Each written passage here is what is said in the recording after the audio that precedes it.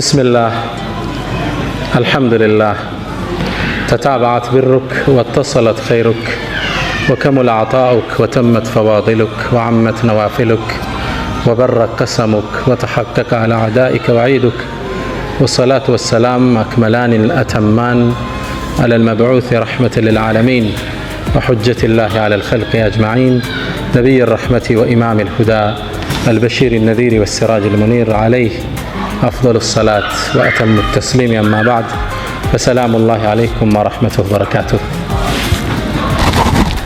يا الله توفيق هنو زاريت النشايل أموالتن داقم في تاتشو تقنتنال الله ይህን ስብስብ ይባርከው ኢንሻአላህ ከዚህ ተሻለ ጠንከራችሁ ምናገኛችሁ አላህ ያድርገን። ትናንት እንዳልኩት ብዙ አዲስ ነገር አልነገራችሁም። ዶክተር መሐመድ ዘይን ወርቃማ ንግግሮችን አስጨብጦናል። ሁሌ ግን ሐዲስ አነብ ልቤን የሚነካው አንድ ሐዲስ አለ። የውመል ቂያማ ሙእሚናን ጀነት ውስጥ ገብተው ሳይድ ቶክ ይጫወታል። ወአቅበለ ባዕዱሁም አላ ባዕድን የተሳአሉን ይላል አላህ። ከፈለው ወደ ከፈለው ዙሮ ወሬ ይጀምራሉ። የወርቅ አልጋዎች ላይ ሆነው አንዱ ሙእሚን ሌላኛውን ይጠይቀዋል። አላህ እኔ እናንተን መቼ ነው ወንጀላችን የማረን? መቼ ነው ለዚህ አበቃን ብሎ ሲለው አላህ እነሱን የማረባቸውን ቀን ያስታውሳቸውና ታስታውሳለህ እንደ ይለዋል። ያኔ እዚህ ቦታ ላይ ተቀምጠን ስለ አላህ ስናወራ አላህ በዛች ቀን ነው የማረን ብለው ይላሉ ነብይ መሐመድ ሰለላሁ ዐለይሂ ወሰለም። ይሄ ቀን ይህ ስብስብ ይህ ሰዓት ያ ቀን እንዲያደርግልን አላህ እንመኛለን። اللهم اجعل ስለ ዓላማ መኖር ዶክተር መሐመድ ዘይን በስፋት አጫውቶናል። እኔ አንድ ሁለት ነጥብ ልጨምር። ርዕሱን በህይወት መንገድ ላይ ብየዋል። ህይወትን ስንኖር ብንከተላቸው ስኬትን የሚሰጡን የህይወትን ጥፍጥና በደንብ እንድናጣጥም ያደርጉልናል። አንድ 5-6 ምክሮችን አጋራችኋለሁ። አስአሉላህ ተውፊቅ ወልኢኽላስ ወሰዳድ ወሰዋብ። አንደኛው ያለ ዓላማ አትኑር።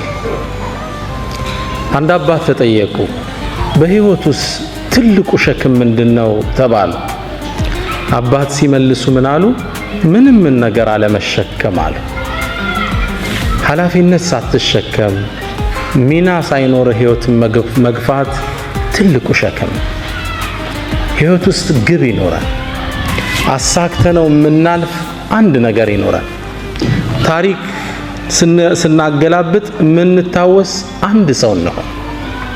ወኩን ረጁላን ኢናታው ባዕደሁ የቁሉነ መረ ወሀዘ አልአሰሩ። ሰውሁን ሰዎች ካንተ በኋላ ሲመጣ መረ ይሄው በዚህ አልፏል የሚሉት ሰውሁን። ወሀዘ አልአሰሩ ፋናው ይሄ አይደል እንዴ? አቋቁሞት የሄደው ኢንስቲትዩሽን፣ ገንብቶት የሄደው መስጂድ፣ ያስመረቀው መርከዝ ፋና ምድር ላይ ይታይ። ዝም ብለህ እንዳታልፍ። ትናንት አብደላ ወንድሜ ሲናገር ነጃሽን ከመሰረቱት ሰዎች ውስጥ ረሂመሁላህ ያለው አንድ ግለሰብ አለ። ሰው ያልፋል ማለት አሻራ ሊኖረን ይገባል መሬት ላይ። ቅድም ስለ ሱሃይብ ብን ሩሚ ዶክተር መሐመድ ነግሮናል። ግማሹን ታሪክ ነው የነገረን። ቁርአኑ ግን ተያይዞ የመጣ ሙሉ ታሪክ አለው። አላህ ሱረቱል በቀራ ላይ አያይዞ የጠቀሰው 2 ታሪኮች አሉ። ታሪኮቹን ልንገራችሁ፣ ለራሳችሁ የትኛው ቦታ እንደምትመደቡ ምረጡ። አንደኛው ግለሰብ በነብዩ ሰለላሁ ዐለይሂ ወሰለም ዘመን ወደ መዲና ገባ። ረሱል የታሉ አለ። መስጂድ ነው። ወደ ረሱል ሰለላሁ ዐለይሂ ወሰለም መጣ። መስጂድ እንደገባም ለነብዩ መሐመድ ሰለላሁ ዐለይሂ ወሰለም ሰላዋት ያወረድን ኢንሻአላህ። እንደገባም የአላህ መልእክተኛ እኔ በአላህ አምናለሁ በእርሶም አምኛለሁ፣ ውስጥ ያለን ኢማን አላህ ያቀብኛል ብሎ ተናገረ። ከዛም ከመስጂዱ ወጥቶ እንደሄደ መዲና ዙሪያ የሚገኙ እርሻዎችን አቃጠላቸው፣ እንስሶችን ገደላቸው። በጣም የሚኮንን ስራን ሰራ። አላህ ክስተቱን ያየው ነበርና ይህ መጥፎ ሞዴል የህይወት ግቡ የተዛባበትን ግለሰብ እንደ ሳምፕል አላህ ቁርአን ላይ ጠቀሰልን። ወሚነ ናስ አለ፣ ከሰዎች ውስጥ አለ። መን ዩዕጅቡከ ቀውሉሁ ፊል ሐያት ዱንያ፣ በዱንያ ህይወቱ ላይ ንግግሩ የሚገርም የማይተገብረውን የሚያወራ ወዩሽሂዱ ላህ ዐላ ማ ፊ ቀልቢ፣ ደግሞ የድፍረቱ ውስጤ ኢማን አለ እያለ አላህን ያስመሰክራል። እኔ ልንገር መሐመድ ወሁወ አለዱል ኺሳም፣ ድንበር ያለፈ ተከራካሪ ነው። ወኢዛ ተወላ ካንተም ዞር ብሎ ሲሄድ ያረገውን ልንገርህ፣ ሰዓ ፊል አርድ፣ መሬት ላይ ሮጠ፣ ሊዩፍሲደ ፊሃ፣ መሬትን ሊበክል፣ ወዩህሊከ ልሐርተ ወነስለ፣ ዘርንና አዝርዕትን ሊያጠፋ የተንቀሳቀሰ ሰው ነው። ይህ ሰው በመጥፎ ሜደል አላህ ጠቀሰው ቁርአን ላይ። ከዛው ስራ እያይዞ አላህ አንድን ታሪክ አስከተለ። ግለሰቡ ቁረይሽ ውስጥ የሚኖር ሱሃይብ ብን ሩም የሚባል ወጣት ነው። በነቢዩ ሰለላሁ ዐለይሂ ወሰለም አምኗል፣ ወዷቸዋል፣ ወደ እርሳቸው ለመሰደድ ጓጉቷል። ቁረይሾች ግን ሊለቁት ፍቃደኛ አይደሉም። አንድን አሳቻ ጊዜ መረጠና ወደ መዲና ስደት ሾልኮ ወጣ። ሲወጣ ግን ቁረይሾች ደረሱበት። ሄደን መያዝ አለብን ብለው ተሰልፈው ጦር አዘመቱበት ፈረሰኞችን። መንገድ ላይ እየሄደ እያለ ተከበበ። ሱሃይብ አሉት፣ ጅእተና ስዕሉከን፣ ደሃ ሁነ መጠህልን፣ መካ ውስጥ ሀብትን አጠራቅመህ ወደ መሐመድ ትሄዳለህ እንዴ? ይህም አይታሰብም አሉት። ዱንያን እንደፈለጉ ተረዳ። እናንተ የቁረይሽ ሰዎች ሆይ ቀስተኛ መሆኔን ታቁኛላችሁ። ጀርባዬ ያሉ የቀስት ጦሮች እስኪያልቁ ድረስ እርስ አንድ ባንድ ገላችኋለሁ። መንገዴን ልቀቁ አላቸው። በጭራሽ አሉ። ገንዘብ ንብረት ይዘህ ልትኮበልል፣ ይሄም አይታሰብም። መጨረሻ ላይ ፍላጎታቸውን ስላወቀ በሉ እንግዳ ንብረቴ እዚህ ቦታ አለ፣ እሱም ብሰጣችሁ ታሳልፉኛላችሁ? ካንተማ ምን ሀጃ አለን አሉት። ቦታውን ነገራቸው። ቤቱን ንብረቱን ጥሎ ሱሃይብ ወደ ነቢዩ መሐመድ ሰለላሁ ዐለይሂ ወሰለም አቀና። ረሱል ጋር ከመድረሱ በፊት አላህ ለረሱል መልእክት አውርዶ ነበር። የሰራውን ጀብድ ታላቅነቱን እሱን አስመልክቶ እስከ የውመል ቂያማ የሚነበብ ቁርአንን አላህ አወረደ። ወሚነ ናስ አላህ ከላይም ወሚነ ናስ ነው ያለው፣ ከሰዎች ውስጥ አለ ይላል። እዛ ታችም ወረደና ወሚነ ናስ አንተ መሐመድ ከሰዎች ውስጥ አለ መን የሽሪ ነፍሰሁ ኢብቲጋአ መርዳቲላህ፣ የአላህን ውዴታ ለማግኘት ነፍሱን የሚሸጥ። አንቀጹን አላህ ሲጨርሰው ምናል? ወላሁ ረኡፉን ብልዒባድ። አንቀጽ አቆጫጩ ጥልቅ ነው በተፍሲር ትንታኔ። አላህም ለባሮች እጅግ ሩህሩህ ነው በላቸው ይላል። ሁለት ሰዎችን አላህ እያይዞ ቁርአን ላይ ጠቀሰ። ቁርአኑ ስትከፍቱት ሱረቱል በቀራ ላይ ወሚነ ናስ መን የዕጁቡከ ቀውሉሁ ፊል ሐያቲ ዱንያ ይልና ወረድ ብሎ ወሚነ ናስ መን የሽሪ ነፍሰሁ ኢብቲጋአ መርዳቲላህ። ግብ ይፈልጋል ህይወት። በህይወት ጉዟችን ላይ የመጀመሪያው ትምህርቴ ግብ ዓላማ ይኖራል። አናሳንሰው ዓላማው። አቅማችንን የመጠነ ችሎታችንን ያማከለ የሆነ ግብ ይኖራል። ለኢስላም የማይሆን ነገር የለም። እብኑ ከሲር አንድን ታሪክ ይጠቅሳሉ። ታሪኩ ይገርመኛል። አንዴ በኸሊፋዎች ዘመን የዛሬ 800 ዓመት አካባቢ መሆኑ ነው። አንድ የአገሪቱ አስተዳዳሪ አንዲት ሴትን መንገድ ላይ በርሱ ዘበኞች አሳፍሶ ሲያስገባት አንድ ግለሰብ ያያል። ከመስጂድ ስወጣ አየሁት ይላል። ይችን ሴት በግዴታ ወስዶ ከተታት። መጥፎ ነገር ሊሰራባት እንደሆነ አውቄያለሁ። ወደ ቤቱ ተጠጋውና እባክህን ይችን ልጅ ልቀቃት ስለው ሊለቅ ፈቃደኛ አይደለም። እንዴት ይችን ልጅ ጥያት እሄዳለሁ? ሴት ልጅ ነች፣ አቅም የላት፣ ሊያበላሿት ነው። ይሄን አይቼ ባልፍ አላህ ይቆጣኛል። መልቀቅ አለብህ ብዬ ተታገልኳቸው። መጨረሻ እኔንም ስበው ከተቱና ጨርቅ አርገው አወጡኝ ይላል። በጣም መቱኝ፣ ቆሳሰል። ከዛም ለራሴ ምክንያት ሰጠው። እንግዲህ የቻልኩትን ታግያለሁ፣ አልሆነልኝም፣ አደማምተውኛል፣ ወደ ቤቴ ልሄዳለሁ። እርምጃ እንደጀመርኩ ልጅቷ አሳዘነች። ስለዚህ ምን ላረግ እችላለሁ? ከመስጂዱ ጣራ ላይ ወጣውና ሌሊት እኮ ነው አዛን አደረግኩ ይላል። የሶላት ሰዓት አይደለም። አዛን ሳደርግ ማህበረሰቡ ወጣ። እንቅልፋችን አበላሸብን ብለው ተቆጡ፣ መጮህ ጀመሩ። ልክ ሲጮህ አካባቢው ላይ የሚያልፉ ፖሊሶች መጥተው ያዙኝና እንዴት የሰውን እንቅልፍ እንዲታውካለህ? ወደ ኸሊፋው ነው ምን ወስደሃል? ውሰዱኝ። ወሰዱኝ። ለምን ያረክ ብለው ጠየቀኝ። ኸሊፋ ሲለኝ ይሄ ዘመድ ታቀዌል የኛ ሀገር አስተዳደር አዎ እንዲህ እንዲያደርገው የሆነችን ሴት አድኗታል፣ አስለቅቃት ነው። አዎ ስትጣራ ያቺ ሴት ታስራለች። ኸሊፋው እንዲለቀቅ እችን ሴት አደረገ። ያን አስተዳዳሪ ከቦታው አነሳው። ከዛም ኸሊፋው ምን አለኝ አለ፣ በል ከዚህ በኋላ አገሪቱ ላይ በደል ስታይ አዛን በላለኛል። አመታት ተላለፉ። ከአመታት በኋላ አንድ ሰው የአንድን ሰው ንብረት ዘርፎ ታየው። የተከበረ ትልቅ ሀብታም ነው። ዘርፎ ታየውና ሄደው ቢጠይቁት ሊሰጥ ፍቃደኛ አይደለም። ሁሉ ሰው ሄደ፣ አልተቻለም። መጨረሻ ላይ ይሄ ሰው ሰማ። ወደዚህ ግለሰብ ሄደና ብሩን ትሰጠዋለህ አትሰጠውም አለ። በጭራሽ አለ። እርግጠኛ ነው? አዎ አለ። እንግዳ አዛን እላለሁ አለው። ግለሰቡ ንብረቱን አወጣና ለሰውየው መለሰለት። የህይወት ግቡ ምንድነው? እዚህ ሰው አዛን እያለ በደልን ማስወገድ ነው። አናሳንሰው የህይወትን ግብ።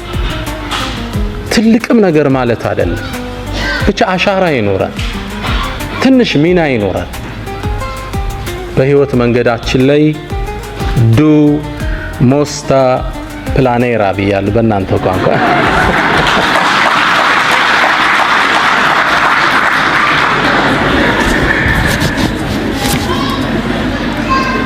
ከሁለት ወር በኋላማ በስዊዲሽ ነው ማስተምራችኋል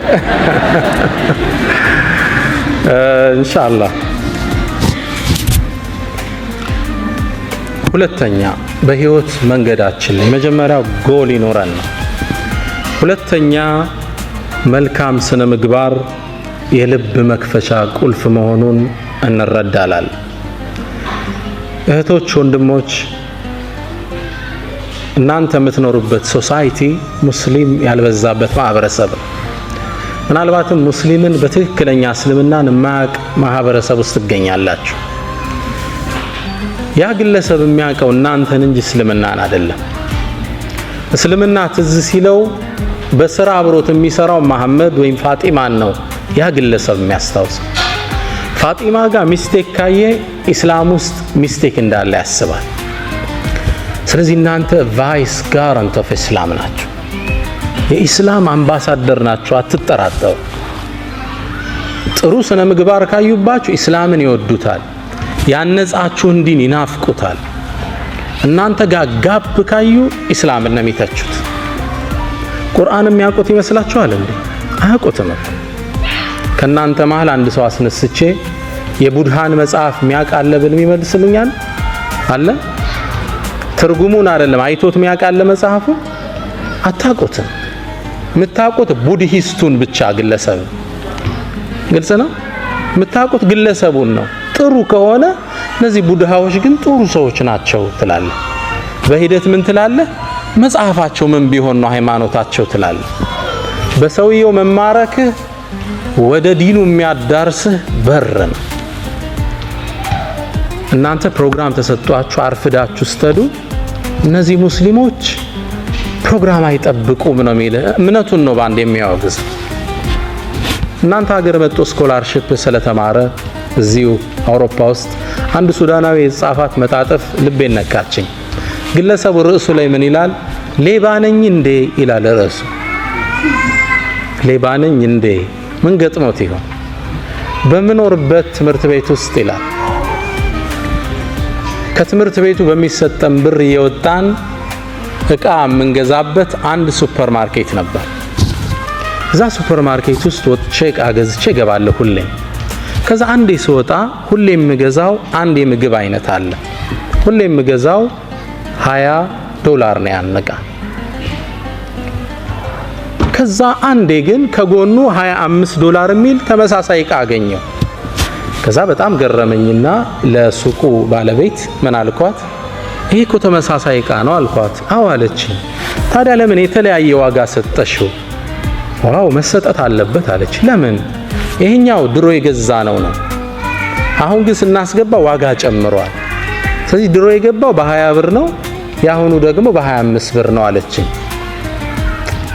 በእኛ በነጋዴ ቋንቋ አይሄድምና ታዲያ ለምን ዋጋው ስለጨመረ ሁለቱን 25 ማታረጋቸው አልኳት። ሎጂካል ነው አይደል? እሷ ጠጋለችና ወደ ጆሮዬ ሌባ ነህ እንዴ አለችኝ። ግለሰቡ ጽሑፉን ሲጨርስ ሌባ ነኝ እንዴ ይላል ሲጨርስ። የአኽላቅ የሰዎችን ልብ የምንከፍትበት ቁልፍ ነው። ይቺ ሰው አሁን ምን አይነት ስብዕና ቢኖራት ነው ትላለች። 5 ብር መጨመር ትችላለች። እርግጥም አዲስ የወረደው ምርት 5 ብር ጨምሯል። አኽላቅ አደራችሁን ስፔሻሊ እናንተ ዘንድ ትህትና ይፈልጋል። ለቀጠሩ ታማኝ መሆን ይፈልጋል። እውነተኝነት ይፈልጋል። አገር ቢያስወጣ ስነ ምግባር ወደ ሰዎች ልብ የምንሄድበት መንገድ ነው። አደራችሁን። እኔ እዚህ ዩሮፕ ውስጥ ማየው ፓርቲ ገርመኛል። ሳነብም ስከታተልም ደስ የሚል ኢስላሚክ ማነርስ በዘመናዊ መልኩ ተቀርጸው እናያቸዋል። እና እናንተ ደግሞ የሙስሊም አምባሳደር ናችሁ። በስነ ምግባር ጉድለት የምንፈጥረው ሰዎች ላይ የባህሪ መናወጥ ብዙ ሊያስከፍል ይችላል። አንተ አንድ ሰው የሥራ ባልደረባ ነው፣ አበሳጭታ አስቆጥተው ብትሄድ ያ ሰው ቀኑን ሁሉ ታውኮ ቢሁን አላህ ዘንድ አንተ ወንጀሉን ትጋራለህ። አንድ ጸሐፍት ምን ይላል መሰላችሁ? ድመቷን ማን መታት ይላል። ማን እንደመታት አብራችሁን ይፈልጉ። አንድ ትልቅ መስሪያ ቤት ላይ የሚሰራ የቤት አስተዳዳሪ ለስራ ይገባል። ሲገባ የድርጅቱ ዋና ኃላፊ ተቆጥቶ ነበር። በዛን ቀን ባህሪው ጥሩ አልነበረም። ልክ ስራ እንደገባ ያንን ግለሰብ ወረፈው፣ በጣም ሰደበው፣ አበሳጨው። በጣም ተቆጥቶ አእምሮ እንደጋለ ወደ ቤቱ ነዳ፣ ድራይቭ አረገ። ቤት ሲደርስ በሩ ጋር ማን ጠበቀችው? ሚስቱ ጠበቀችው። ከዛ የተቀበለው ሙቀት አዘነበባት። እህቶች አላህ ያስችላችሁ። ያው ባሎች ሲቆጡ እናንተ ላይ ነው አረም ያሳርፉት። ሚስትን እሱም ሰደባት። ተራ ነገር ነው የምታወራው። ተቆጣት፣ አበሳጫት። ምንድን ሆኜ ነው የምትለኝ? ምን አረኩ? መለሰችለት። ያናገራት ፈቃደኛ ጥላት ገባ። ተበሳጨች እሷ። ትንሽ እርምጃ እንደሄደች ከኋላ ልጇ ይጎታታል። ማማ ምንድነው? ቸኮሌት ግጅልኝ፣ ዞር በልፊቴ በጥፊ። እሷም ከባሏ የተቀበለችውን ማን ላይ ጣለችው? ልጇ ላይ ጣለችው። ልጅ ደግሞ እጁ ላይ ለካ ትንሽ ብስኩት ይዞ ነበር። ከስር ድመት መጣ፣ አንጋጣ ስጠኝ ትለዋለች። ቤቢ ደግሞ ተበሳጭቶ ነበርና በካልቾ ጥጋ ደረሰ። ድመቷን ማን መታት? ማን ነው የመታት ድመቷን? ማን? መሐመድ። የመጀመሪያ አበሳጨው የካምፓኒው ማናጀር። ትስማማላችሁ? የስ ማሙሽ አይደለም የመታት። ቤተሰቡ የተቀባበለው መጀመሪያ የተለቀቀበትን ሰዓት ነው። አንተ አንድ ሰው ላይ የምትፈጥረው መናወጥ፣ የስነ ምግባር ጉድለትህ ብዙም ፋሚሊ ሊያዛባ ይችላል። ስነ ምግባር ወደ ሰዎች ልብ የምንሄድበት ምንድነው? መክፈቻ ቁልፍ ነው። በህይወት ጉዟችን ላይ ጥሩ ስነ ምግባር ይኑረን። ሁለተኛው ምክሬ እሱ ነው። ሶስተኛው በህይወት መንገድ ላይ ለሰዎች ቅን ሐሳብ ይሁን። ደግነት ለራስ ነው፣ መጥፎነት በራስ ላይ ነው። አላህ ቁርአን ላይ አንድን አዋጅ ይናገራል። ኢና አሕሰንቱም መልካም ብትሰሩ አሕሰንቱም ሊአንፉሲኩም ለራሳችሁ ነው፣ ውጤቱ ወደ እናንተ ነው የሚመለሰው። ወኢን አሳእቱም መጥፎ ብትሰሩ ፈላሃ በነፍሶቻችሁ ላይ። ደግነት የህይወት መርሃችን ይሁን። በህይወት ጉዟችን ላይ ኢንሻአላህ ደግ እንሰብ፣ ለሰዎች መልካምን ለማድረግ እንሰብ። ደግነት ነፃነት አለ። ፈላስፋዎች ሁሉ ዓለም ላይ ያለፉ ፈላስፋዎች ፊሎሶፈርስ በሁሉም ሐሳብ ላይ ተለያይተዋል። ስለ አላህ እንኳን ተለያይተዋል። የነ ኒቼን መጽሐፍ ብታነብ ጋድ ኢዝ ዴድ የሚለውን ሐሳባቸው መፋለስ ታየዋል። በአንድ ሐሳብ ላይ ግን ተስማምተዋል። እርካታ የሚገኘው ከመስጠት እንጂ ከመቀበል አይደለም። እንዲህ ብዙ ብር ስታገኝ ይመስላል እርካታ የምታገኝ፣ ከመስጠት ነው ሃፒነስ ያለ። ደግ በህይወት ጉዟችን ላይ ደግ ሰው ነው። ለሰው ቅን እንሰብ። የሥራ ቫካንሲ አየህ ስራ ላይ እንትና እኮ ስራ የለውም ደውለህ ጥራው። እህቴ የሆነ ጥሩ ሰው አየሽ እገሌ እኮ ለእንትና እንዲህ ሊሆናት ይችላል። ቅን ማሰብ ለሰው። ለሁለቱም የቁርአን አንቀጾች ሁለት ምሳሌ ልስጣችሁ። ኢና አሕሰንቱም ሊአንፉሲኩም ደግነት ለራስ ነው። ዶክተር ራቲብ ነቡልሲ ያወሩት ታሪክ ነው። እርሳቸው ስላወሩት ነው እኔም ታሪኩን ምደግመው። አንዴ ይላሉ አንድ የመስጂድ ኢማም ኸጢብ አሰጋጅ ናቸው፣ ትልቅ ዓሊም ናቸው። በህልማቸው አንድ የሚገርማቸውን ህልም አዩ። በህልማቸው ያዩዋቸው ነቢዩ መሐመድን ሰለላሁ ዐለይሂ ወሰለም። አላህ ሁላችንን ይወፍቀን ኢንሻአላህ። ነቢዩ መሐመድ ሰለላሁ ዐለይሂ ወሰለም ሐዲስ ላይ እንደሚሉት መን ረአኒ ፈቀድ ረአኒ ፈኢነ ሸይጣነ ላ የተመሰሉ ቢ፣ እኔን ያየኝ አይቶኛል፣ ሸይጣን በእኔ መመሰል አይችልምና ይላሉ። አላህ እርሳቸውን ከሚያዩት አላህ ያድርገን። በህልም ይህ የመስጂድ ኢማም አዩአቸው። ነቢዩ መሐመድ ሰለላሁ ዐለይሂ ወሰለም አንድን ኃላፊነት ለግለሰቡ ሰጡት። ከመስጂዱ ጥግ የሚኖር እገሌ ገሌ የሚባል ሰው አለ፣ ሂድና በጠዋት ቤቱ ፈበሽርሁ አነሁ ጃሪ ፊል ጀና፣ ጀነት ውስጥ ጎረቤቴ እንደሆነ ንገረው። ከባድ ብስራት ነው አይደል? ኢማሙ ከእንቅልፍ ነቁ። ይህም ብስራት እሳቸውም ዓመታት ያሰገዱት አላገኙት። ስንት ሰው ያስተማሩ የነቢዩ ጓደኝት በጀነት ጓደኛ ማን ይሆን ግለሰቡ? ወደ ቤቱ አቀኑ። ቤቱን ሲያንኳኩት መስጂድ ላይ በርቀት የሚያውቁት አንድ ግለሰብ። በጣም ተገረሙ። እኔ አንድን ነገር ልነግርህ ነው የመጣው አሉት። ምን ብትሰራ ነው? ረሱል ሰለላሁ ዐለይሂ ወሰለም በጀነት ጎረቤታቸው እንደሆንክ እንድነግርህ ላኩኝ። ምን የሰራኸው ኸይር ስራ አለ አሉት። ግለሰቡ ምን አለ? ምን ኸይር ስራ አለኝ ብላችሁ ነው? ምንም የለኝም በጭራሽ።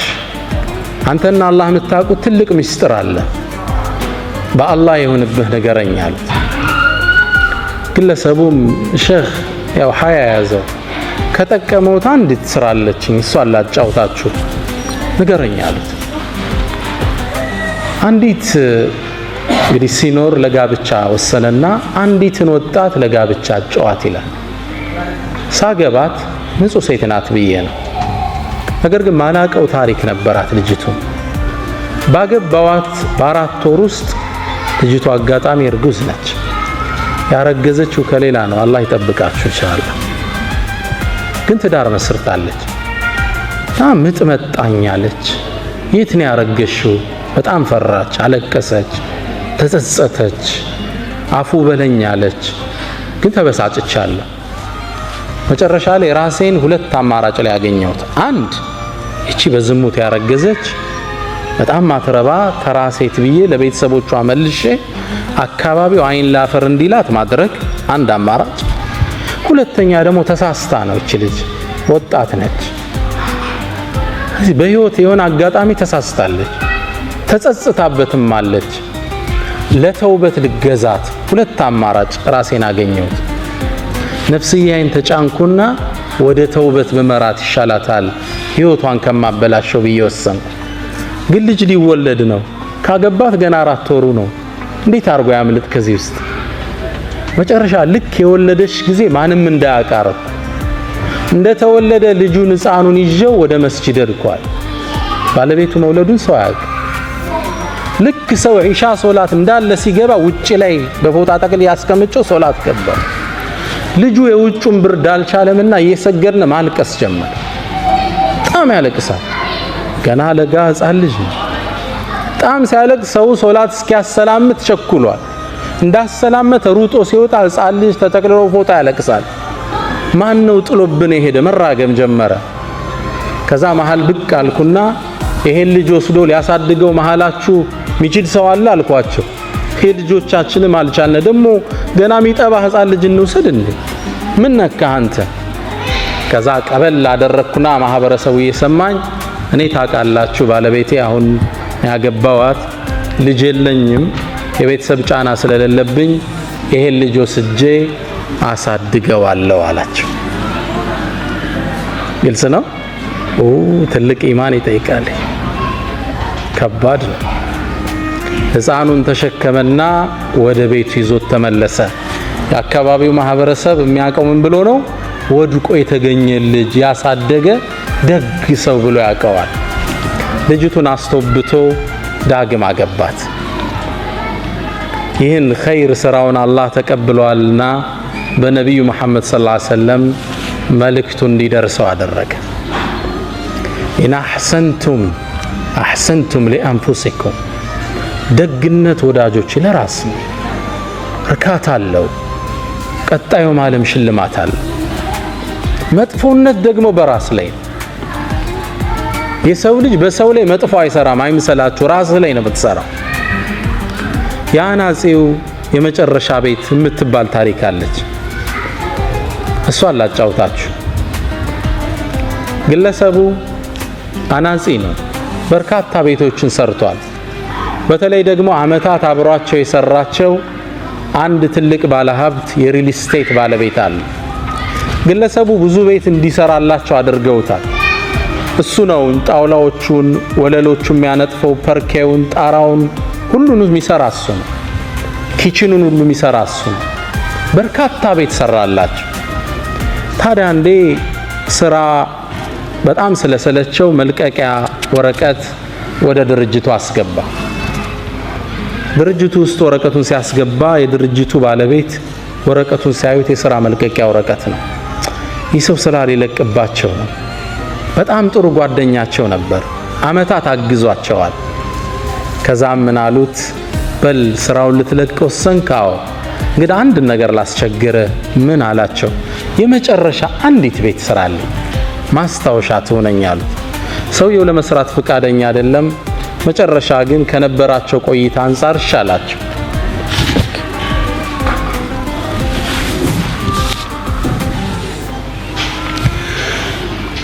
ቤቱን ለመስራት ወሰነ። ለመስራት ግን ፍላጎት አልነበረው። መጨረሻ ላይ ቤቱን ከመስራቱ በፊት እቃዎቹ ቀረቡለት። ይህን ስራ በጥራት ብሰራው አይሸልሙም፣ ባልሰራውም ስራ እየለቀኩ ነው፣ ምን ገደደኝ ብሎ ወሰነ። ከዛም ቤቱን እንደነገሩ የመጨረሻ ቤት ስለሆነ ጠገንገን አድርጎ በማይረባ እቃ ጥራት በሌለው አሰራር ቤቱን ሰራው። ይሄ ግለሰብ አይደለም ቤት ኪችን መሆን የማይችል ቤት ሰርቶ ለሰውየው ቁልፉን ወሰደላቸው። ሰውየው ደግሞ ቁልፉን እንደተቀበሉ ወዳጄ ወይ ያሉት ዙረው፣ ይህም ቤት ስራልኝ አልኩ ለኔ አልነበረም፣ አመታት ከኔ ጋር ሰርተሃል፣ ላንተ ማስታወሻ እንዲሆን እፈልጋለሁ። ወኢን አሳእቱም ፈለሃ፣ ይህ ቋሚ ህግ ነው፣ እንዳትጠራጠሩ። ደግነት ለራስ ደግ እንሁን። ደግ ከመሆን የሰው ልጅ ምን ይከስፋል? በሐሳብ ቀን ደግ ለሰዎች፣ መጥፎ ዙሮ ይጠልፋል፣ አትጠራጠር። አንድ ግለሰብ ባለቤቱ ጋር ልግባባ ይላል በወሬ። አጋጣሚ ተቆጥቶ የሆነ ነገር አደረኩ ሲል ማይሆን ቦታ ይመታትና ትወድቅበታለች። ስትወድቅበት ትንሽ አያት፣ ትንፋሿ ቀጥ አለ፣ ሞተችበት። ደነገጠ። ምን ያደርግ? ገደልኳት ቢል ዕዳ ነው፣ ለወሬም አይመችም። ምን ያደርግ? አንድ ጓደኛ አለው፣ ደግ ያልሆነ ጓደኛ። ባለቤቴን እኮ ሳላቅ እንዲያርጌ ስመታት ገደልኳት፣ ምን ላድርግ አለው። ነው እንግዲህ አጋጣሚ ወድቃ ሞተች ብለ እንዲያደርግ መፍትሄ ብዙ አለ አይደል? ሸረኛ ነበርና መጥፎት መውጫ ነገር። አይ የምታረገውን አንድ አቋራጭ መንገድ ልስጥህ አለው። አንድ ወጣት፣ ቆንጆ ወጣት ሲያልፍ ያዘውና እሱን ገደለውና ላይዋ ላይ ጣለው። ከዛም ዚና ስትሰራ አገኘዋት፣ ተበሳጨች፣ ሁለቱንም ገደልኩ ብትል ይሻላል አለ። ግለሰቡ መውጫ መሰለውና አው አሻራዬም ይኖር ይሆናል እሷ ላይ መመርመሩ ስለማይቀር እንደገደልኩ ይታወቃል። አሁን የሰጠኝ መውጫ ቆንጆ መውጫ ነው አለ። በሩጋ ሆኖ ይጠብቃል። አንድ ለግላጋ ቆንጆ ወጣት አለፈ። ወደ ቤት ጋበዘው። ልክ እንደገባም የሚስቱን ጽዋ ቀመሰ። ወጣቱን ላዩ ላይ ጣለ። ቤተሰቡን ጠራና ይሄው ጉድ ሰራችኝ፣ ጉድ ሰራዋታል። ይሄ ታሪክ በዚህ ተቋጨ። ያ አስተያየት የሰጠው ጓደኛው በዛ ምሽት ቆዝሞ አመሸ። ሰዓቱን በየደቂቃው ይመለከታል። ረዘመበት። ለካስ የሚጠብቀው አንድ ወጣት ልጅ አለው። ዛሬ ልጅ ምን ነክቶታል? ሰዓቱን ተደጋግሞ ይመለከታል። ጠበቀው፣ አልመጣም ልጅ። ይህ ሰው እንቅልፍ ሳያገኝ አደረ። ጠዋት ወሬ ሲያጣራ የተገደለው ልጅ ማን ነበር? የራሱን ልጅ ነበር። ወኢን አሳእቱም ፈላ። በህይወት ጉዟችን ላይ ሶስተኛው ምክሬ ደግ ነው። ቅን እንሁን ለሰዎች ለውጥ እንሰብ። ለእህትሽ እድገት ሐሳቢ ሁን። ማንን ይጎዳል ደግነት? ማንስ ነው ደጉ ነው የጠፋው? ደግነት ዋጋው ወደ ራስ ይመለሳል። በህይወት ጉዞህ ላይ ሌላው አራተኛው ምክሬ ሁሌም ተሐድሶ ያስፈልጋል። ሁሉም የህይወት ክፍሎችህን ሁሌም ልታንጻቸው ይገባል። የሰው ልጅ 4 ነገሮች እንዳሉት ይታመናል። አእምሮ፣ መንፈሱ፣ አካሉና ስሜቱ። ማይንድ፣ ቦዲ፣ ኢሞሽን እና ስፒሪት ይሉታል። 4 ነገሮች አሉ። እነዚህ በህይወት ጉዞህ ላይ ሁሌም እድሳት ያስፈልጋቸዋል።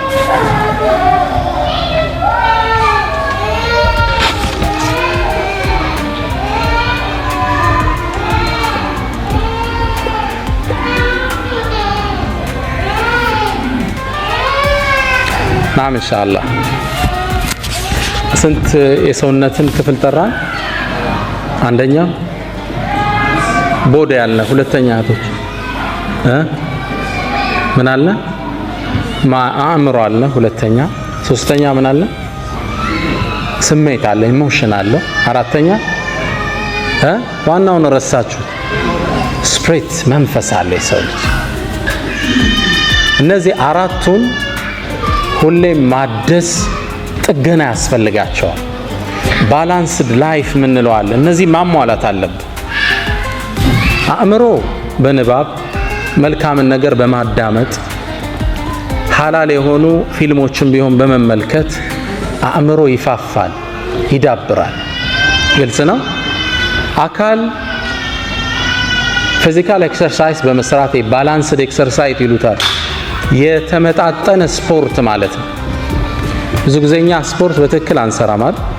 ነሸጥ ሲለን ጅም ነዳለን፣ ከዛ ወር እናቆመዋለን። ይሄ የበለጠ ያወፍራቸዋል። ጥንቃቄ ይወሰዱበት። እኔ እየሰራው እኮ ነው ስፖርት መወፈር የሚል ሰው ይገጥማቸዋል አይደል? ባላንስድ አይደለም። ትለጥጠውና ምግብ ይገባል መልሰህ። ለዛ ነው ስፖርት በሳይንስ ደረጃ የሚታወቀው በሳምንት 3 ቀን ለ1 ሰዓት ያህል ግልጽ ነው። አሊያም 5 ቀን ለ20 ደቂቃ ያህል። ፎርሙላው ግልጽ ነው። 5 ቀን ለ20 ደቂቃ ያህል ዱብ ዱብ ዝልዝል ሮጥ ሮጥ ያስፈልገናል።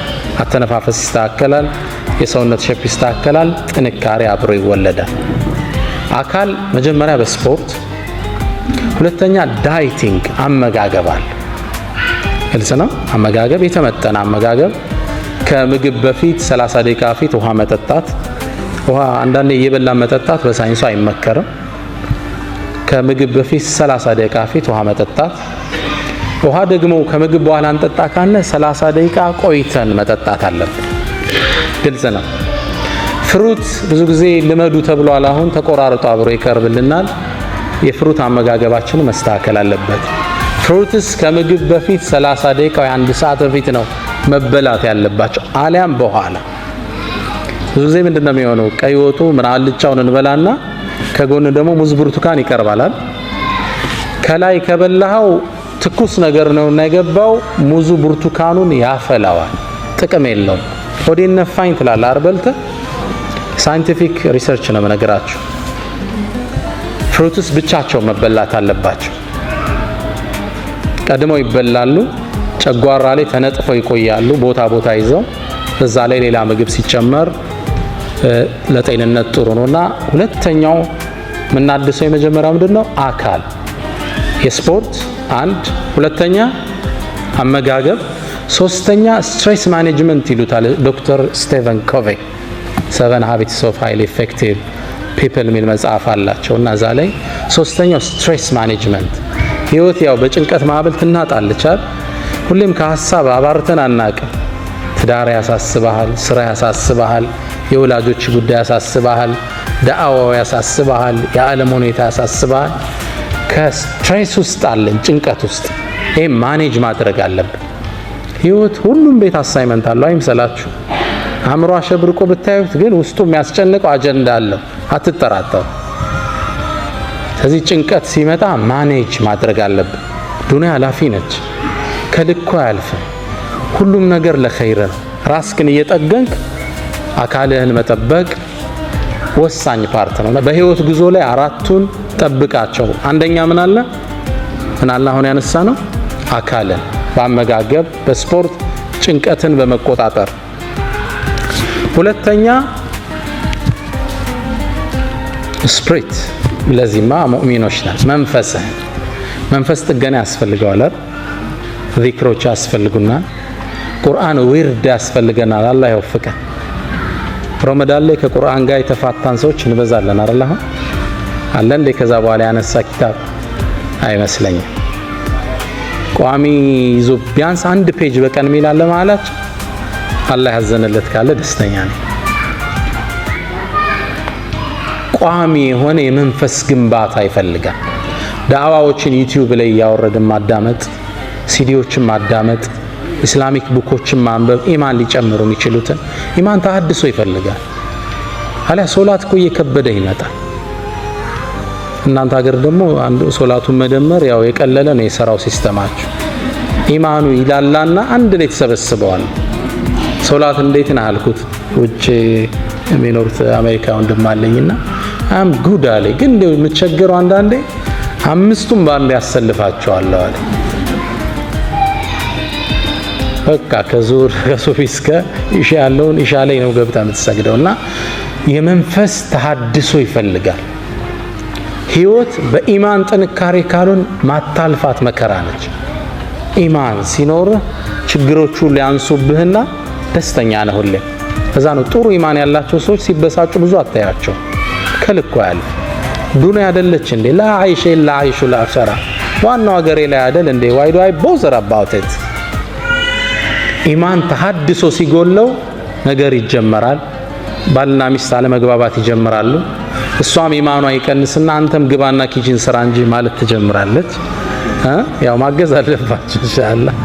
አላ ኩሊ ሐል ምን ይጀመራል? አለመግባባቶች ይፈጠራሉ። ኢማን ተሐድሶ ይፈልጋል። ጾሞች፣ ቁርአን መቅራት፣ እነዚህ መርሳት የለብንም። ምናልባት ማይንድ ብያለሁ፣ አእምሮ በንባብ ጥሩ ነገር በማዳመጥ ይፋፋል። ህይወት ይላል አልበርት አንስታይን፣ ህይወት እንደ ብስክሌት ናት ይላል። ሁሌም ላለመውደቅ ባላንስህን ጠብቀህ መረገጥ አለብህ ይላል። ከዚህም እዚህ መጠበቅ አለ። በአእምሮህንም አካልህንም መንፈስህንም ስሜትህንም ሁሌ ባላንስ አድርገህ መሄድ አለብህ። አንዱ ላይ ብቻ እናተኩርሽ። ባላንስድ ህይወታችን ሻርፕን ደሶው ይሉታል። ሁሌ ሞረዱን መሳል ይፈልጋል። ስትታደስ ነው የመስራት ወኔ የሚጨምረው፣ የመለወጥ ወኔ የሚያድገው።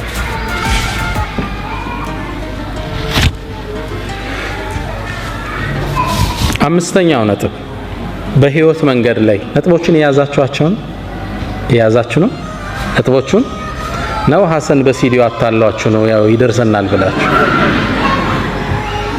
ነጥቦችን አንርሳችሁ ኢንሻአላህ። ያለ ዓለማ አትኑር ብለናል። መልካም ስነ ምግባር የልብ መክፈቻ ቁልፍ ነው ብለናል።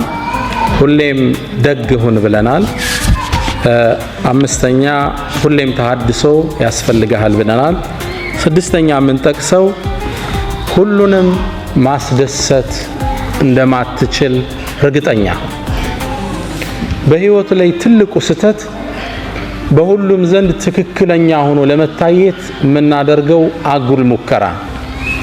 ሁሉም ሊወደህ አይችልም። ሂጃብ ብትለብሺ ጸጉር የለቀቁት ይጠሉሻል። መጠጥ አልጠጣም ብትል አረ ይሄ ገበሬ ነው ፍሪክ አይደለም ይሉሃል እንትና። እኛ መቅጣጨት ያለብን የአላህን ውዴታና ውዴታ። ሁሉም ማስደሰት አንችል። ሙእሚን ግቡ ምንድነው? ቅድም እንዳለው ሪዳላህ አላህ የሆነ ነገር ስናደርግ ይህን ሰው ይወደዋል ገሌ ትጠላዋለች አይደለም። ይህን ነገር አላህ ይወደዋል አይወደውም። ይሄ ብቻ ነው ሪፈረንሳችን። ሁሉንም ማስደሰታችን። ሰው የተለያየ ራዕይ አለው። ስለዚህ በየሄድንበት እንደ ውሃ ቅርጻችን መለወጥ የለብንም። ትንሽ ፍሪክ ከሆኑት ጋር ስትል የፍሪክ ቋንቋ ማውራት፣ አንደው ሂጃብም አይደግፉ ስታይ ጸጉርሽን በዚች ብቅ ማድረግ፣ እነዚህ ፓርቶች ፕሪንሲፕል ያለ ሰው ነው። ይሄ እኔ ሙስሊም ነኝ፣ ዱንያ ላይ ግብ አለኝ። ግልጽ ነው። ትምህርት ቤት ላይ እንደማየው ጎረቤት ላይ እንደማየው ሰው ልሆን አልችልም። እኔ ጎል አለኝ ዱንያ ላይ። አንድ አባት ለልጃቸው የሰጡትን ምክር እኔም ላካፍላችሁ። አባት በእድሜ እንደገፉ ረጅም ዕድሜ ያስተማራቸውን ታሪክ ለልጃቸው መናገር ፈለጉ። ልጄ ሆይ አሉት፣ ነገ በጠዋት እንነሳለን፣ ረጅም ጉዞ ነውና ምን ሄደው አንድ አህያ አዘጋጅ፣ ስንቅም እንዳትረሳሉ። ልጁ በጣም የሚወዳቸው አባቱ ትልቅ ትምህርት ሊሰጡት ነው። ከእርሳቸው ጋር በመዋሉ ደስተኛ ሆነ። በበነጋው በሌሊት ነበር ቀድሞ ከእንቅልፎ የተነሳው። ባባ ምን ሊያስተምረኝ ይሆን? በጠዋት ተነሱ፣ ጉዞ ጀመሩ። አህያዋን እየመሩ ሄዱ። መንደሮችን እየቆራረጡ አለፉ። አጋጣሚ አባት ልጅ ነውና ልጁ ይደክመዋል ብለው ልጄ ሆይ አህያዋ ላይ አንተ ውጣና እኔ ነኝ ልጓማን እየጎተትኩ መወስደው አሉት። ልጅም ተስማማ። ላይ ቁብ አለ። አባት እየጎተቱ በመንደር ጥግ አለፉ። ሲያልፉ ዋርካው ስር ተሰብስበው የሚጫወቱ ማህበረሰቡ ክፍል አሉ። ጉድ ተመልከት አለ አንደኛ። ምን አይነት የተረገመ ዘመን ደረሰ! አባት ሽማግሌ በእግር እየሄደ ልጅ አህያ ላይ ተሳፍሮ፣ እንዴት የተረገመ ዘመን ደረሰ! ለአዛውንት ማይታዘንበት ዘመን። አባትም ልጅም ይሄን ትችት ሰሙ። መንደሯን እንዳለፉ ልጄ ሆይ ሰው እኮ ተቸነ፣ በለኔ ላይ ልሁን፣ አንተ ልጓሟን ይዘህ ምራን አሉት። ልጅ ልጓሟን ይዞ መምራት ጀመረ። በሌላ መንደር አለፉ። የሆነ ዛፍ ስር ቡና የሚጠጡ ሰዎች ነበሩ። ፀሐይ ነው፣ ያው ቀኑ እየተጋመሰ ነው። ፀሐይ በርትቷል። ልጅ ልጓሟን ይዞ ላቡ ጠብ ጠብ ይላል። አባት ደግሞ አህያው ላይ ቁጭ ብለው ይሄዳሉ።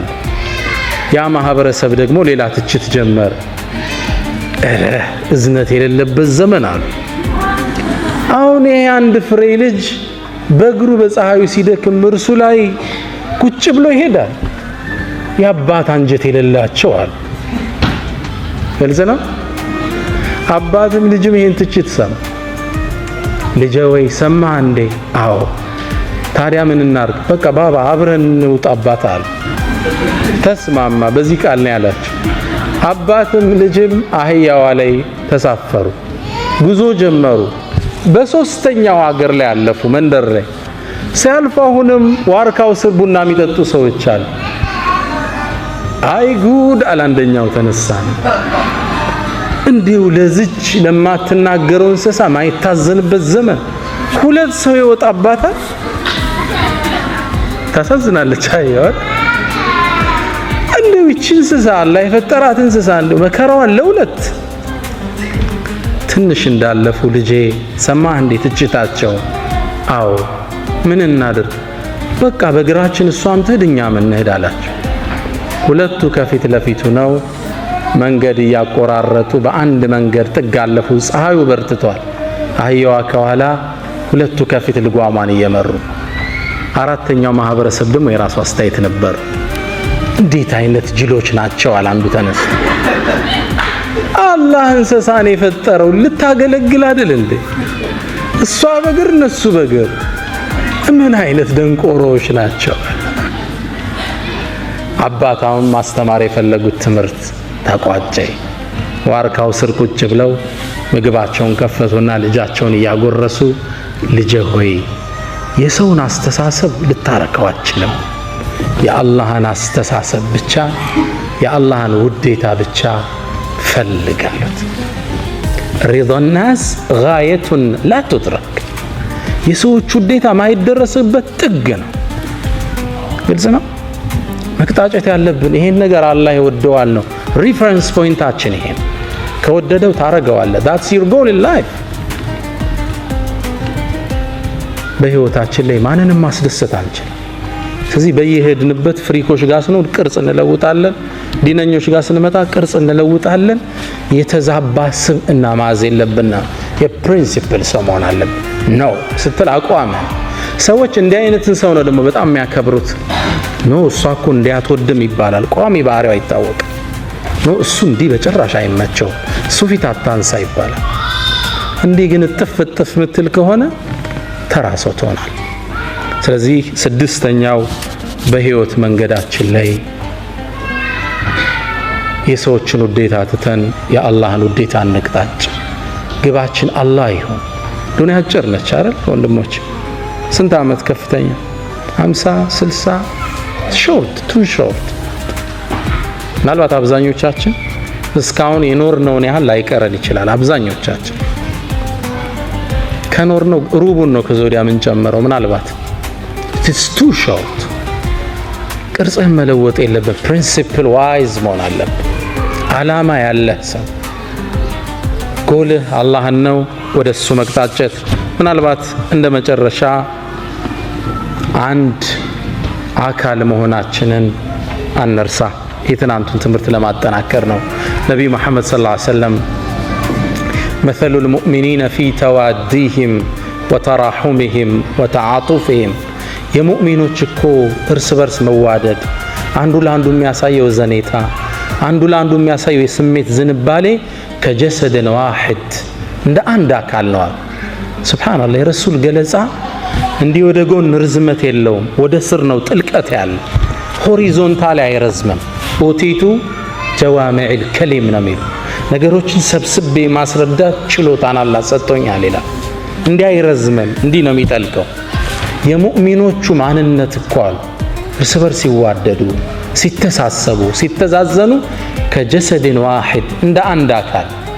ኢዘ ሽተካ ሚንሁ ዑድውን፣ አካል ውስጥ አንድ አካል ሲጎዳ ተዳዓ ለሁ ሳኢሩል ጀሰዲ ቢሰሐሪ ወልሑማ። እጅህን ብትቆረጥ እንቅልፍ ይመጣ አይመጣ? ይሄ ነበር የተቆረጠው። ለምን መተኛት አይችልም? ጥርስህን አሞ እንቅልፍ ይመጣ? ጥርስ ነበር እኮ የታመመ። ሌላው ለምን አይተኛም? እጅ ለምን ነው የማያርፈው? እግር ለምን ነው አደብ ይዞም አይተኛም? አንድ ነው። የወንድምህ ጉዳት ያንተ ጉዳት ነው። የእህትሽ ውድቀት ያንቺ ውድቀት ነው። አንድ አካል ነው። ለመጠፋፋት ማሰብ የለብንም። አብረን ነው የምንወድቀው። አንዴ ይባላል እኮ ጥርስ ተበሳጨና ምላስ ላይ ዛቻን አቀረባል።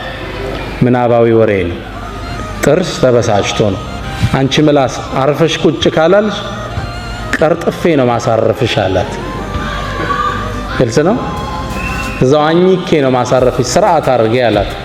እሷም በስጨት አለችና አንተም ስርዓት አልስካልክ አንዱን ተሳድቤ ነው ማስረግፍ አለች። ግልጽ ነው። ግልጽ አይደለም። አንተም ብቻ አይደለም ከነ 32 ቤተሰብን ማስወጣ አለች። መጠፋፋት ነው የሚሆን። ግልጽ ነው። እኔን አንተ ለማጥፋት ስታስብ አንተም አብረህ ነው የምትወድቅ።